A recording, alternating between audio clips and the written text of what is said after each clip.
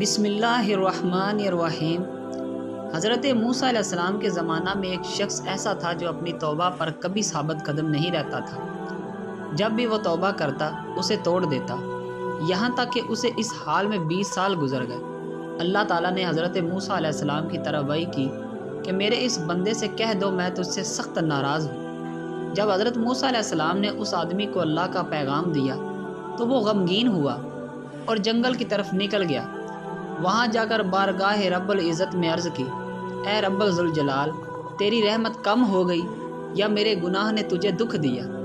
تیری بخشش کے خزانے ختم ہو گئے یا بندوں پر تیری نگاہ کرم نہیں رہی؟ تیرے عفو در گزر سے کون سا گناہ بڑا ہے؟ تو کریم ہے، میں بخیل ہوں۔ کیا میرا بخل تیرے کرم پر غالب آ گیا ہے؟ اگر تو نے اپنے بندوں کو اپنی رحمت سے محروم کر دیا تو وہ کس کے دروازے پر جائیں گے؟ اگر تو نے دھکار دیا تو وہ کہاں جائیں گے؟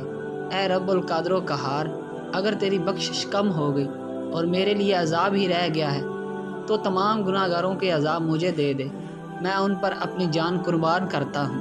اللہ نے موسیٰ علیہ السلام سے فرمایا، جاؤ اور میرے بندے سے کہہ دو کہ تو نے میرے کمال قدرت اور عفو درگزر کی حقیقت کو سمجھ لیا ہے۔ اگر تیرے گناہوں سے زمین بھر جائے تب بھی میں تمہیں بخش دوں گا۔ سبحان اللہ۔